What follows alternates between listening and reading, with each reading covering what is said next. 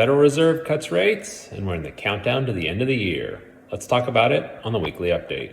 Okay, friends, let's talk about the last rate cut of the year. Here's what you need to know. First up, the Fed cut rates a quarter point as expected, and we enter the year-end period for markets. So let's take a look at the market. This is the way we've always been looking at it. Red is the S&P 500, orange is the 50-day, purple is the 200-day, and what do you notice? Well, in late November, we had a test around the 50-day. That was probably the last time that we talked around NVIDIA earnings, amid fears of an AI bubble, amid fears of there was some China stuff going on at the time. The Chinese trade deal wasn't going to go through, which eventually did. And we entered into a testing period around the 50-day. Well, if you look at where we are today, it looks like we're going to resolve that test as a successful test of our 50-day. The 50-day held, and it looks like the market wants to go higher. We don't have the all clear just yet. Technically, that would require a close above our previous all-time high, and I think we're just a little bit shy of it as of today right now, but I think we get it in time. So this looks like, a good little test of the 50-day, a little shot in the arm, make you feel like you're still alive out there, and it looks like it's going to resolve to the positive, and the market's just going to keep on chugging, doing what it does. One of the interesting things is what the market did today. Some of that was on the rate cut that came out of the Fed, but there's also some other things at play here. And so what I wanted to do is just kind of pick up the way CNBC has been framing this. Basically, Federal Reserve cut interest rates quarter point. That's what I mentioned before. But what's interesting is how much dissension there is in the ranks. 9-3 vote and a tougher road ahead for further reductions. And one of the ways we can see this is if we look at the dot plot where each Fed member sort of says, hey, here's where I think interest rates should go. Here's the path for long-term rates.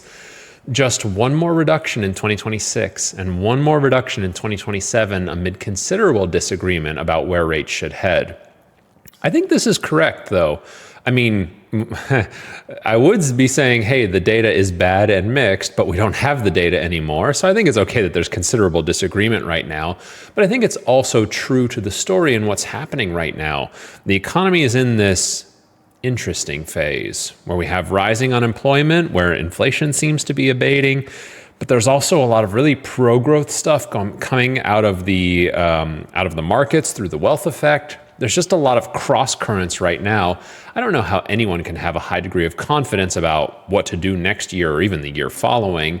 And so I think that is manifesting in this disagreement among Fed members. Bigger thing, though, and this is bigger for the market, in addition to the rate decision, the Fed has announced it will resume buying Treasury securities. They will start by buying $40 billion in T-bills beginning Friday. This is the end of quantitative tightening in a way. This is the beginning of quantitative easing. This is very interesting to me. What we know about quantitative easing is it tends to be very stimulative to asset prices, and it's very suppressive to rates, so it should bring rates down. So I think this is very interesting. I will be watching the curve and interest rate markets just to see how this situation develops. But the headline is quarter point. That's what we expected, but there's a lot of detail in here. It's beneath the headline where a lot of interesting things are happening. What I can tell you, though, as we enter into this year-end period, one of the things I think seasonality is going to carry us higher, which is why even though we don't have the all clear on the 50-day test just yet, technically, I think we're going to get there. And one of the reasons why I think we're going to get there is this is the S&P 500. This is index seasonality over the last 20 years. So this is how the S&P 500, on average looks. And if you look at the last 2 weeks of December, you notice that this is one of the strongest periods for the market. That's the Santa Claus rally. There's just a lot of really interesting money dynamics that happen at the end of the year.